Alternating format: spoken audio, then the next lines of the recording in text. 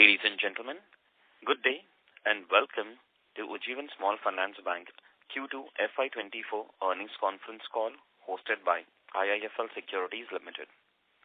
As a reminder, all participant lines will be in the listen-only mode and there will be an opportunity for you to ask questions after the presentation concludes. Should you need assistance during this conference call, please signal an operator by pressing star then 0 on your touchtone phone. Please note that this conference is being recorded. I now hand the conference over to Mr. Ithra Davis, MD and CEO, Ujjivan Small Finance Bank. Thank you, and over to you, sir. Thank you. Good evening and welcome to our Q2 financial year 24 and first half financial year 24 earnings call. I'm happy to share that our business performance continued to display a healthy growth for the 8th quarter in a row. Disbursements at 5,749 crores continued its strong trend and were up 18% year-on-year, aiding in gross loan book of 27% year-on-year and 5% quarter-on-quarter. We continue to expand our customer reach through physical and digital network, enhancing our product and services suite. This, coupled with our enhanced marketing efforts, have further strengthened the bank's liabilities franchise. Despite elevated competition in the market, our total deposits grew 43% year-on-year and 9% quarter-on-quarter to 29,139 crores. We added 39 new branches in the last quarter, taking our branch count to 700. Another 45 branches are expected to be added in the second half of the year. These include splitting of some micro-banking branches due to the higher customer base that they have. Asset growth was driven by micro-banking as well as affordable housing and FIG. While group loans in micro-banking is driven by new customer acquisition, individual loan is growing faster. As apart from new customer acquisition, our existing group loan borrowers are also a track record of graduating to the individual loans. This trend, we believe, will sustain going ahead. In fact, we expect mature individual loan borrowers to actually graduate to the secured loan portfolios like Micro LAP and affordable housing. In line with this trend, we are investing in our Micro LAP business, which is now active in 8 states, as against 2 states in the last financial year. We expect this business to pick up scale in the coming quarters. Our newer offerings like gold loan and two-wheeler loans are also catering to growing need of this customer base, apart from new-to-bank customers. We are investing in our analytics division to accelerate this graduation to the secured book, apart from exploring opportunities to cross-sell and upsell additional products, services like insurance, 3-in-1 account through our strategic partnerships. Our affordable housing continues to outperform and is now 15% of our total gross loan book. We dispersed 541 crores this quarter, taking our book to 4,036 crores. As I mentioned during our last call, the business is moving towards a hub-and-spoke model. We have added 10 new hubs this quarter, taking the total count of hubs to 30. While operational efficiency is setting in along with streamlining of processes, loans dispersed through these hubs have a much lower tax compared to loans dispersed from other channels. This has resulted in improved productivity. Also, our focus is more towards non-metro and smaller towns. Contribution of disbursements outside metro is slowly inching up. The FIG dispersed 293 crores, up 29% year-on-year. Being a strategic business, we continue to garner good quality NBFCs with over 95% FIG customers carrying a credit rating of A- and above, with collections stable at 100%. The revamp of the MSME vertical has taken a little longer than anticipated. Currently, we are operating in select geographies, rebuilding the team, while we are simultaneously expanding our product suite. We have launched semi-formal LAP in Q1, which is now scaling up. We have tied up with 2 fintech partners and are in process to commence disbursements. Expect this business to contribute significantly towards the second half of the year. We continue to evaluate more such fintech partnerships going forward. During the quarter, we launched our first nationwide brand campaign to establish Ujjivan Small Finance Bank as a leading mass market bank. The campaign has helped increasing trust among our customers and increase our visibility. We launched premium current account and savings account products during the quarter, and the same has seen good success in terms of customer acquisition and deposit buildup. Our digital fixed deposits went live this quarter, which provides smooth onboarding of our digitally savvy and new-to-bank customers. Jointly, these efforts yielded strong results. Our strategy to build a healthy retail liability base was displayed by CASA crossing 7,000 crores and growing 28% year-on-year and 7% quarter-on-quarter. Further, our retail term deposits grew 56% year-on-year to 11,806 crores. Our recently launched app, Hello Ujjivan, is gaining acceptance among customers, with total downloads reaching 4.3 lakhs and total repayments of more than 40 crores in the quarter, as against 29 crores last quarter. We have also activated loan acknowledgement on the Hello Ujjivan app, which saves the customer time of visiting branches for signing disbursement documents. This also reduces the pressure on our branches. Going ahead, we plan to introduce repeat loan facility on the app, thus bringing a significant cost saving, as more than 60% of disbursements are actually repeat loans. As the application gains usage and acceptance, it will provide field staff greater bandwidth to cross-sell to existing customers and also acquire new customers. Now moving on to our financials. Our total income growth for the quarter was 39% year-on-year, driven by a 40% year-on-year interest income growth. Yields continue to inch up as the book gets repriced. Currently, 47% of IL book in March 23 onwards, 28% dispersed between September 22 and Feb 23, and the balance prior to September 22. Just to remind you, we have taken 50 basis points hike in September 22 and another 50 basis points in March 23. Our cost of funds continue to rise as term deposits get repriced. Going forward, the cost of funds graph should start to flatten as the TD pricing is mostly complete. Repricing is mostly complete. This is subject to status quo in the market interest rates. Our NIMs have contracted to 8.8% for the quarter as against 9.2% in the first quarter. This is partially due to the rising cost of funds and partially due to increased investment book. As the cost of funds start to flatten, we expect some improvement in NIMs in the second half, more towards Q4. Our asset quality continues to improve with GNPA at 2.2% as against 2.4% in June. NNPA remains negligible at 0.09%.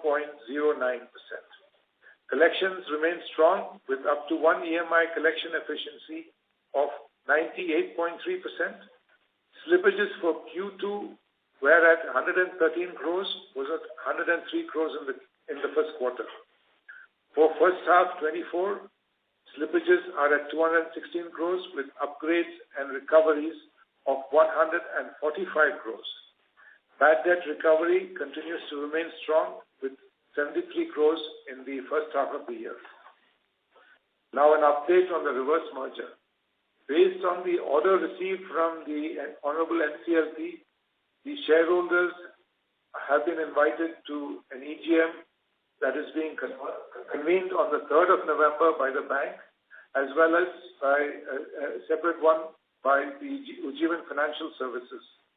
Once the merger is approved by the shareholders of both companies, we will proceed with the remaining procedural and regulatory aspects. We expect the merger to be completed during the fourth quarter of this financial year. Here I'd like to highlight that the merger would bring benefit to both sets of shareholders. Our outlook, we maintain our immediate and long-term guidance given earlier. The business is on strong footing to deliver a 25% growth with a sustained ROE of 20% plus. To conclude, I would add that business momentum remains strong and we are confident of establishing Ujjivan as a leading mass market bank. Thank you. So shall we open the floor for questions?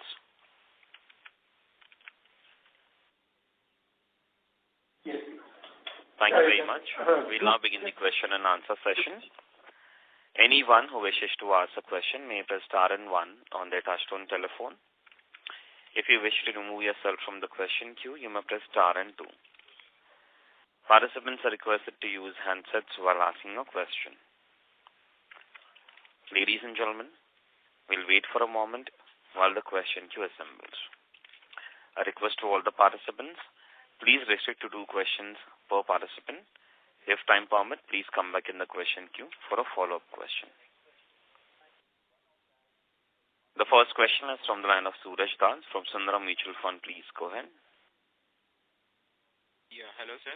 Thanks for the opportunity. So just 2 questions. And at the onset, congratulations on a good set of numbers. Suraj, sorry to interrupt you. Your audio is not clear. Can you please speak through the handset? Yeah, now is it better? Yes, thank you. Yeah.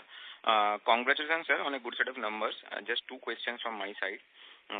First is that if I see the segment-wise yield that you publish on your investor deck, so there, if I see the MSME and the affordable housing segmental yield, so that has come down versus FY23 versus first half of FY24.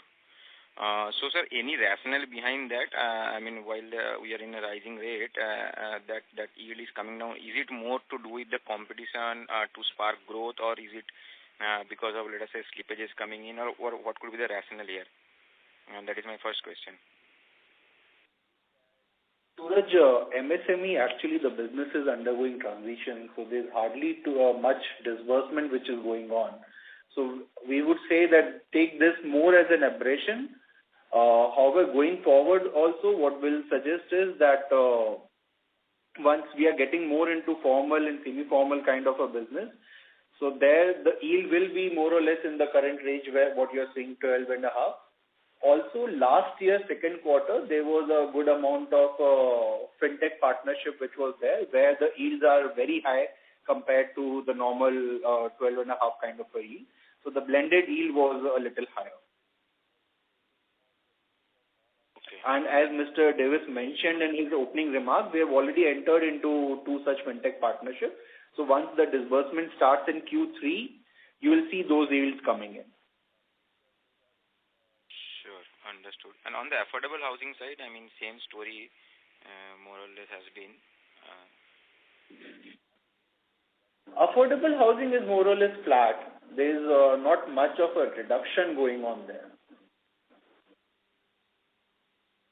Okay, sure. Now, if I see the quarterly yield, so last year, on average, it was something like 12.8. That has come down to, let us say, 12.2 in first quarter and 12.5 in second quarter. So roughly 30 basis point type reduction, more or less, 30 to 40 basis point. But okay, understood. 12.5. Not much of a change in affordable housing. It's more or less flat. Sure, sir. Understood. And sir, while you have given guidance on the FY24 in your investor deck, if you can just reiterate your medium-term guidance in terms of what kind of credit cost you are building in FY going into FY25 and 26, and what kind of ROA you are targeting. Yeah, that would be my second and last question. Thank you so much, and all the best. So So Suraj, we have not given a ROA guidance. We have given a ROE guidance, which is 20% plus for FY25-26. For this year, we have given a ROE guidance of 22%. And this year, credit cost, we have given less than 100 bits. And a normalized credit cost, we have given something around 125, 150 bits. Okay, sure, sir. Thanks. Thank you. Next question is from the line of Shailesh Kanani from Centrum Broking. Please go ahead. Good evening, everybody. Congratulations on the decent set of numbers. So my question is on the yield front again. I think last time we had guided there is good amount of repricing which is going to kick in the asset side. So can you highlight that? Because your seems to be flattish. Shailesh, sorry to interrupt you, but you are losing your audio. Is this better now? Slightly. Yeah. So my question is with respect to yield. Last time in the Concall we had guided that there is good amount of repricing pending on the asset side, and sequentially the yield seems to be on the flattest side. So can we expect the repricing happening in the second half? So Shailesh, we mentioned in our opening remarks, Mr. Davis mentioned that 47% of the book which is at March 23 and post-March 23 disbursed book. So the balance 53% of the microbanking book is still to be repriced. 28% will see a 50 basis point repricing, and the balance will see a 100 basis point repricing. This will happen over a period of next 3 to 4 quarters. Okay. The second question is with respect to our ATS on the individual lending segment. There is some sequential decline of around nearly 11%. So how do we should read into that? Average ticket size of individual loans is 131,000. So sorry to interrupt you, you're sounding a little distant. Sorry, our average ticket size in individual loan in Q1 was 130,000 and it is now 131,000. So it remains more or less flat.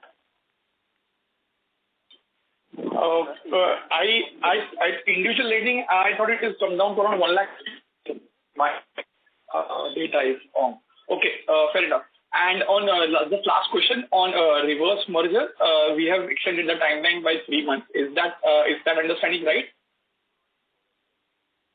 No, the timeline was, best estimate was the third quarter. Now the NCLT has asked EGM to be held. EGM is being held on 3rd of November. So depending on the outcome, it may even close during third quarter. We're waiting for the NCLT to tell us whether anything further needs to be done, or they are happy with the results of the EGM, which will be announced soon after the 3rd of November. So once we know that, we'll know the exact date. We are hopeful of third quarter, but if it is, for whatever reason, something else is required, we are hoping it will conclude in the fourth quarter. But yes, still the target is, we still have 2 months to go. Yeah. So is it safe to assume that at least in the first half of fourth quarter, hearing the reverse merger to be done?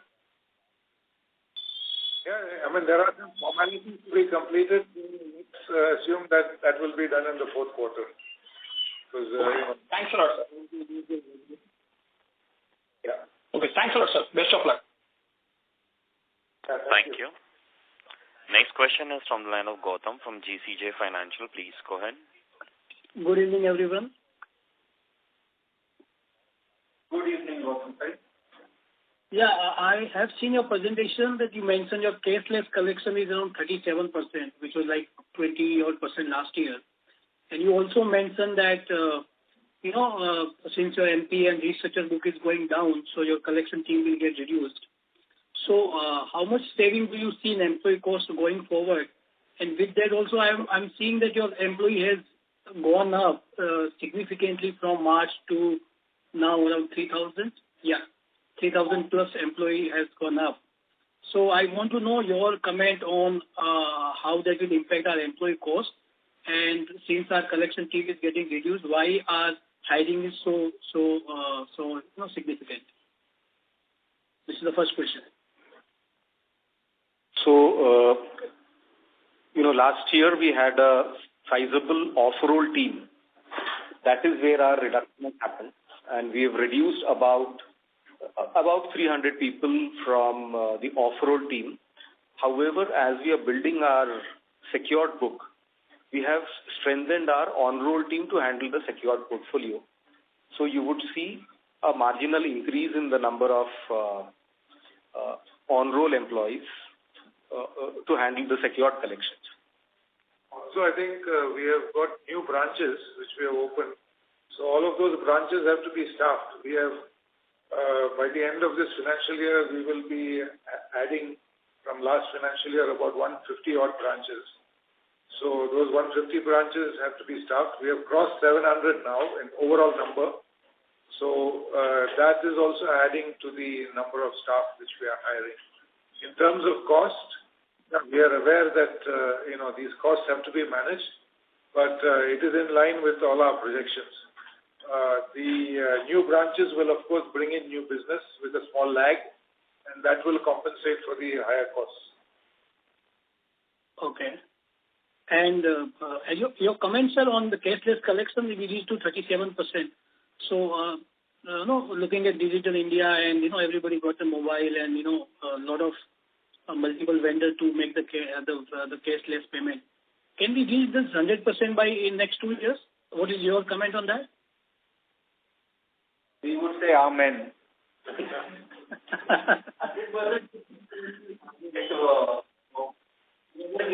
Sorry, but you're not audible. You're sounding very distant from the phone. We haven't reached 100% cashless disbursement. Also, there are few customers who still take cash disbursement. So, cashless collection 100% is a very far-fetched aspiration right now. But yes, we are pushing that as much as we can increase this 37%, we'll do that. We are any which ways far ahead of the industry and our peers in terms of pure digital and customer-induced cashless collection. And this is actually bringing in a lot of efficiency for our field staff. Okay. My second question is related to new customer acquisition. The run rate is still 2.6, 2.7 lakh per quarter, which is just not going up even with the opening of new branches.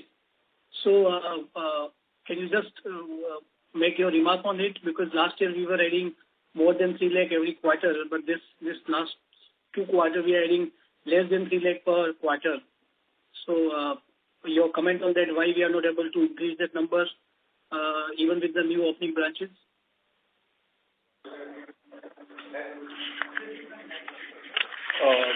Gautam, we have added 5.3 lakh customers in the first half, which is marginally below 3 lakh. So it's not that significant change that has happened. Also, last year, the benefit was that we were in a far better situation compared to our peers to add customers, as there were changes on the regulatory front, and we were far better prepared on that front. So, and this we mentioned last year also, that we are far ahead of the peers because the policy changes that came in, Ujjivan has been following that since a very long time, and thus we are having that benefit. And just like to add that you also talked about new branches, and as Itra sir was mentioning that there is a small lag when you open a branch and a branch become mature and start generating good business is something which is most of the branches are relatively newer, 3-4 months old, and you will see these branches also generating business in quarter 3 and quarter 4 of this year. Thank you. Gautam, sorry to interrupt you. I'll request to come back in the question queue from a follow-up question. Participants, please restrict to 2 questions per participant. Next question is from the line of Manish Otswal from Nirmal Bang. Please go ahead. Yes, sir. Thank you for the opportunity. I have one question on the balance sheet. So, in this quarter, we have seen the sharp rise in the investment book along with the borrowings. So, can you comment on what we have done in this quarter?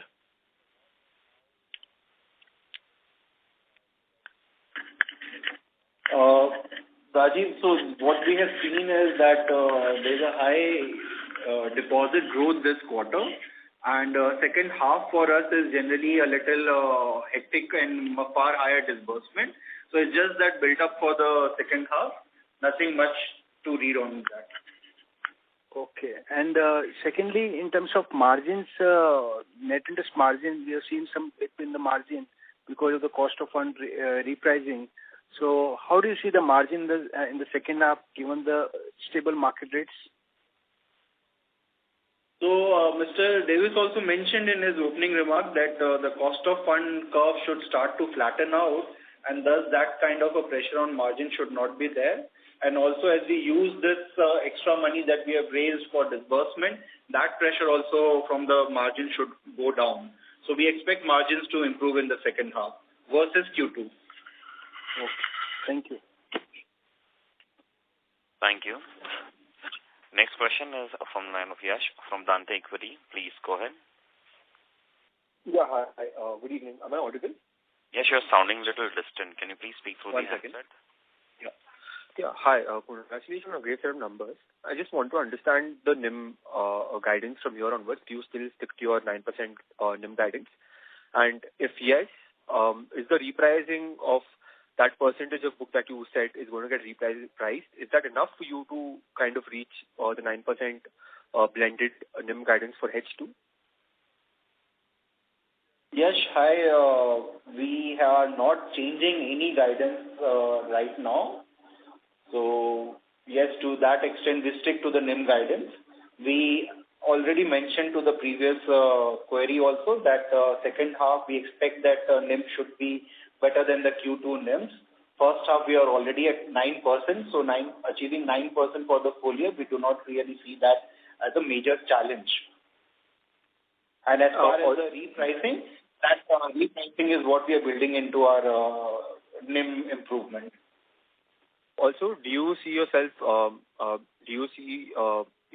increasing the gold loan portfolio from H2 onwards, or is that going to kick in from the next financial year? Because I really a lot of banks of your size are doing a lot of work with gold finance.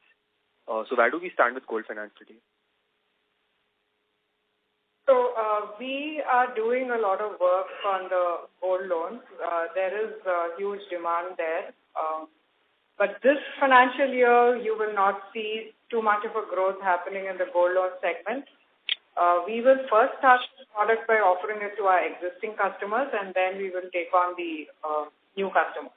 But this financial year will have very much growth. Okay. Understood. I'll just come back in the queue for more questions. Thank you. Thank you. Next question is from the line of Rajiv Mehta from Yes Securities. Please go ahead. Yeah, hi. Thank you. Congratulations for a very strong, consistent performance. So just two questions from my side. Firstly is on the insurance income. We see a bump in insurance income. So how much of the bump is structural and will sustain in the coming quarters, and whether is there any one-off in this number? Rajiv, a little bit of a bump up is there in the insurance income because of the change in the IRDA guidelines. Some of it is because of Q1 arrears that we have received in Q2, but balance is something which is a structural improvement and should sustain. You should see that kind of a number in second half. Okay. And when you say that kind of a number, can you normalize the number of Q2? I mean, excluding the area? I'll get back to you on that number. Sure. And Deepak, just one more thing on group micro-banking portfolio, because the disbursement growth has been, pretty tepid. The absolute disbursement number has been very flattish. While we're adding new clients, I can see the ticket sizes have been stable for many, many quarters. So what is happening in the group micro-banking portfolio? And when do we see a meaningful pickup in disbursement and loan growth in the GLG portfolio?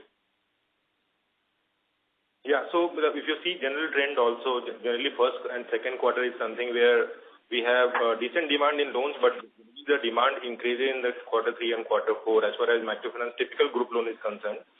So that is one reason. And second, in quarter two, you might have also seen that different part of the country also faced natural calamities, including flood in various parts of the west and east. That also slowed down to a little bit, but things are normal now in terms of business and collection.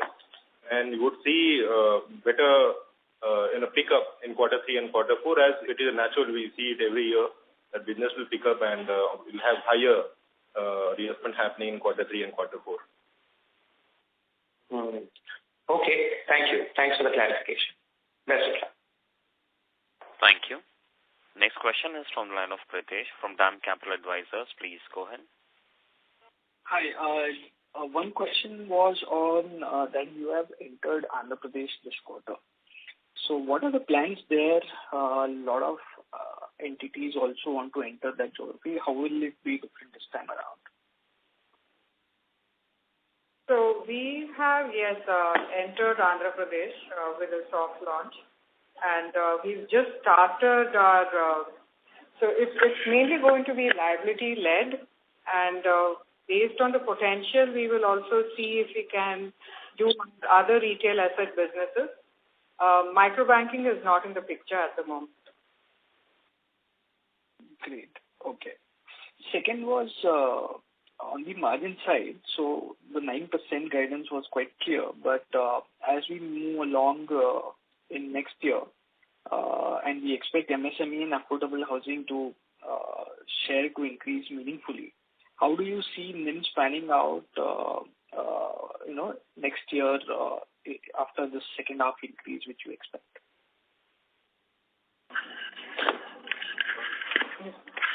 Well, the NIMs, I think, while the lending rates or the yield on the portfolio may be slightly lower because that's a secured portfolio, but we see other sources like CASA, CASA especially, coming into play as far as the MSME portfolio is concerned.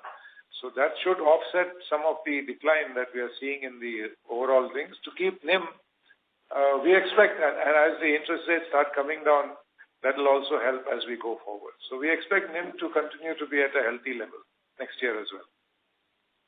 Yeah, Pritesh, we are not giving any specific guidance for next 2 years apart from what we have already given.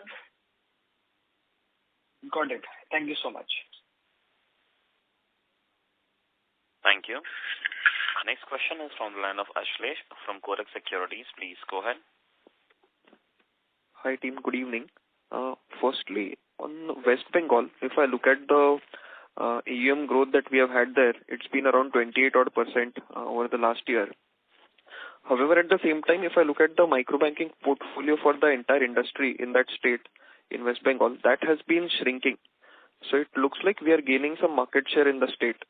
Can you shed some light on who is losing market share over there?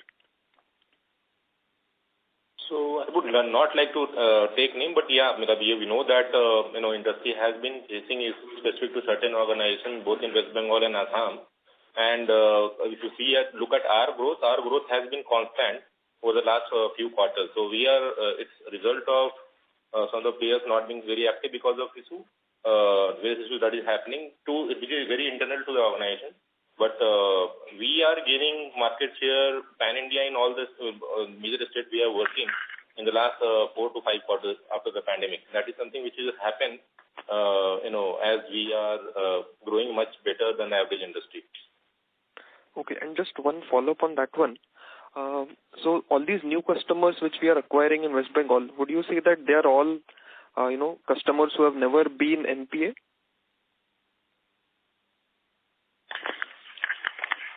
Yes. So, we do filtering out of all the customers who have had track records. It's all based on bureau. So all customers who have had NPA track records are naturally phased out. Okay, perfect. Thank you, sir. Thank you. Next question is from the line of Anand from Swar Wealth Managers. Please go ahead. Yeah, hi. Thanks for the opportunity. Sir, I wanted to check about the bad debt recovery. How much more bad debt recovery we expect from the write-off book? So, the bad debt recovery you would see in the first half has a small part of money which came in from Assam also. That was a one-off that we got. That was about 3 odd crores. Apart from that, we've said in the beginning of the year that we will try and do about 100 crores of bad debt recovery. We seem to be on course to do that for the remaining part of the year. Okay. So, sir, the question was, post this 100 crore, do you expect this to continue also in the next year? There will be bad debt recovery, not to the extent that we currently see, because obviously the book would have aged by a year more than what we currently have.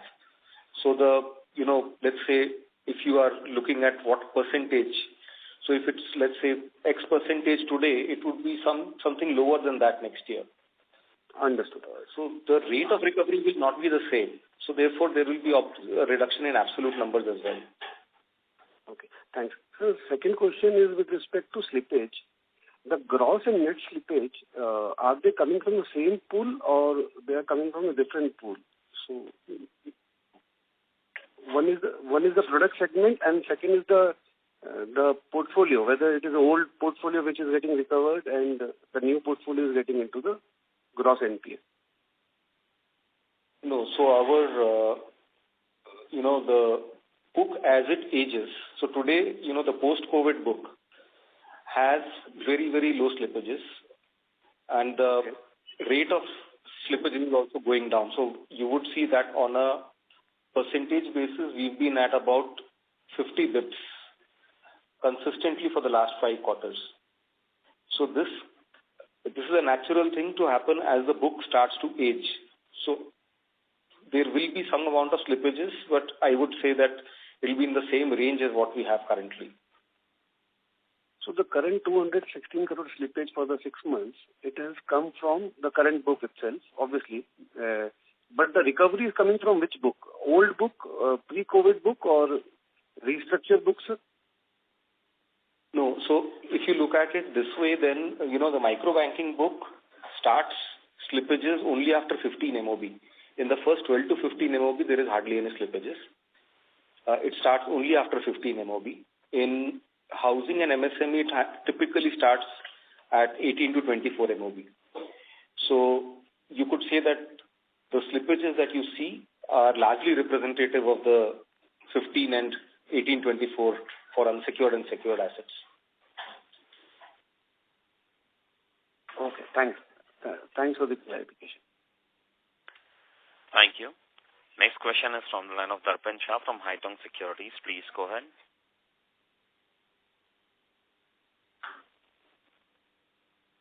Yeah, hi. Thanks for the opportunity. Congratulations on good set of numbers. Just one question. A few days back, there was a media article saying that the regulator is unhappy regarding the pricing offered by MFI lenders, including banks and non-banks. Any comment would you like to make on this, or you have heard anything from the regulator about this? We don't want to comment on observations of the regulator, but all what I can say is that ever since the interest rate hike cycle started, we have seen 2.5% increase in the repo rate, but our rate increase for our microbanking customers has been only 1% or 100 basis points. So net, there's been some benefit which has been passed or not. The hike has not fully been passed on. We have absorbed a lot of the hike, which is why you are seeing the cost of funds going up slightly and net interest margin being squeezed. So all in all, it is something that we have understood as part of financial inclusion, and we have built it into our financial model. Okay, thanks. And just one last question related to this only. For our MFI customers, do we have a policy of graded pricing? Yes. We have a risk-based pricing for both group loan as well as individual loan in microfinance, where based on the customer's score, end use and score, we have differential interest rate. Okay, great. Thanks a lot for this. Thank you. Thank you. Next question is from the line of Sarvesh Gupta from Maximal Capital. Please go ahead.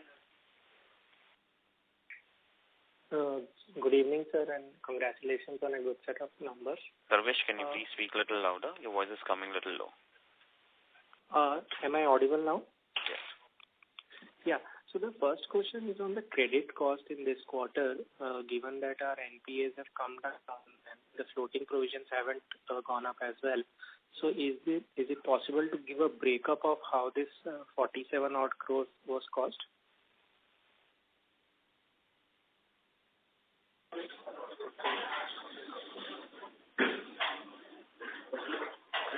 So you're talking about product-wise breakup? Yeah, product-wise breakup, or the reason behind it, is it because of movement in the buckets, or how have you accounted for this?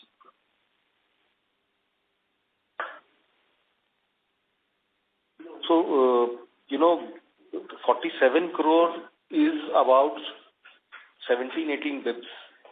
I would say about 20 bits, less than that. So that's a standard, credit cost that we will see, because our guidance was less than 100 bits. So currently, for this quarter, the number would be in the range of 17-18 bits. And do you expect this to be the normalized sort of range going forward also? So we would, we've said that we will, maintain credit cost for the year within 100 bits. So what you see in Q2 is about 17-18 bits, which is largely in line with the estimates and, the way we have sequentially put the provision, the way we have planned for the provisions. So this is largely in line with the plan. Understood. And on the impact of the past collections, so, is it possible to give the impact on the P&L because of the past or the legacy collections that we are doing from the write-off books for H1 and this quarter? So write-off book, we have done about 71 crore in H1. This includes about 3 crore which we got from Assam as part of the relief package. Excluding that, it was about 68 crore for the first half. Is it the collection or the impact on the P&L? I'm asking about the P&L impact specifically. So since these are write-back accounts, every amount which is collected is actually part of the P&L. Okay, understood. And on the ROE guidance, so given that you have already done 29% for the H1, so why is it set at 22% plus? Given that even if you do 25 for the remaining half, you should end with 27% for the full year. Leave some upside for us as well. Understood. And finally, one question on the deposit strategy. So, we have seen across all SFBs and almost all banks. So QOQ CASA has been relatively bad only. But in your case, I think we have seen healthy accretion. So is it mostly because of the higher interest rates that we are offering, or is it because you are seeing more customers getting added to your CASA pool? So how is that getting driven, and that trend is somewhat different from the industry? We have done well on the CASA side and have a quarter-on-quarter growth of around 7%. This is also because of our attention to granular retail customers and also strategy of... so we've also introduced new products, the Maxima in the car and SAR category. Also, our brand campaign has helped us a lot. It has created customer awareness and visibility. We've also made some people additions in the branches, like introduced relationship managers, and we've also been able to deepen our relationship with the customers and also acquire new customers. So all these put together, and we have a branch-wise strategy. So this is helping us in getting deeper into the areas that we are working in. and it's helping us build a CASA book. Understood. Thank you and all the best. Thank you. Next question is from the line of Kanwaljit Singh from Balaji Investments. Please go ahead. Good evening and congratulations on good set of numbers. My first question is regarding the 3-in-1 account that you have started opening with SMC Global and which is a broking firm. So what is the traction you have received on that? Second, you are already doing banca insurance. Are there any other measures that company is taking to enhance the other income? So the SMC Global relationship was very recent. So we have not started acting on it. We are doing a lot of back-end activities, and once that is stable, then we will start getting deposits from there, and 3-in-1 accounts will start activating from there. But at the moment, this relationship, there's a lot of work that is being done at the back end. We have not started seeing the results of it yet. So the bank is acting as an authorized partner for SMC, or it is just an account that is getting linked? So as an authorized partner, you get a higher portion of income. Yeah, so it's for our customers that we are opening these accounts. Okay, so you are acting as an authorized partner for SMC, means a type of a sub-broker? No, I mean, these are our customers. We are giving them an opportunity to get it done through the SMC Global relationship. Okay. So there is a sharing of fee with SMC? Yes. The brokerage, huh? Okay. The second question is regarding the advertisement expenditure that the company might have incurred in last quarter. Are we going to see a similar run rate on advertisement? The brand campaign cost is largely taken in. So to that extent, the marketing cost should reduce. Okay. Thank you very much. Thank you. Thank you. Next question is from the line of Gautam from GCJ Financial Advisors. Please go ahead. Yeah, thanks for giving the opportunity again. Sir, sorry to interrupt. Your voice is coming a little muffled. Can you please speak through the handset? Yeah. Thanks for the opportunity again. Sir, this question regards to your reverse merger. When it happens, what will the impact on the book value in terms of net worth, overall net worth? Will it be diluted or, accretive and purchase book value also? Can you guide us on that? Yeah, sure. There will be around 400 and a little more than 400 crore of addition to the equity net worth, and around 2.82 crores of shares will get reduced from the total base. On the book value side, this should add to the book value by around 2.4 rupees or a little more than that. Okay. Thank you so much. Thank you. Next question is from the line of Ayush Agarwal, individual investor. Please go ahead. So I had two questions. One was regarding your current and saving accounts numbers. I've noticed that current accounts make up less than 10% of your total CASA. And I was wondering if this is because you're not being able to attract a lot of businesses to open accounts with you, or is there another reason? So this is an industry-wide problem, and it is not just contained to Ujjivan. But in the last quarter, we've been able to introduce a lot of product variants, mainly, the Maxima and the privilege accounts. And we are seeing good deposits coming through that. The CAR actually is increasing there. This quarter, we should see some good results on the CAR side and also on the SAR side. We also have introduced a separate channel in place to help us fast-track the CAR acquisition. My second question is regarding what happens after the merger. I had read a news report where I believe the MD was saying that you are planning to start to get a full banking license from the small finance license that you have right now. Is that still in the cards? Yeah, I think that to clarify that, I said that the board would consider the application for the universal bank license, and that stands. So in the next financial year, assuming that the reverse merger is completed in this financial year, the board would deliberate on what are the next steps, and the universal bank license is one of the options. All right. These are the two questions. Thank you. Thank you very much. As there are no further questions, I now hand the conference over to Mr. Davis for closing comments.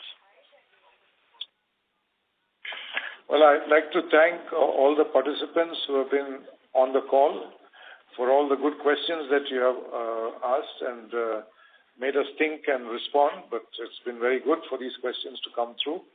I'd like to thank IIFL for organizing this call and look forward to hearing and seeing you in the next call, which is 3 months away from now. Thank you. Thank you very much. On behalf of IIFL Securities Limited, that concludes this conference. Thank you for joining us. You may now disconnect your lines. Thank you.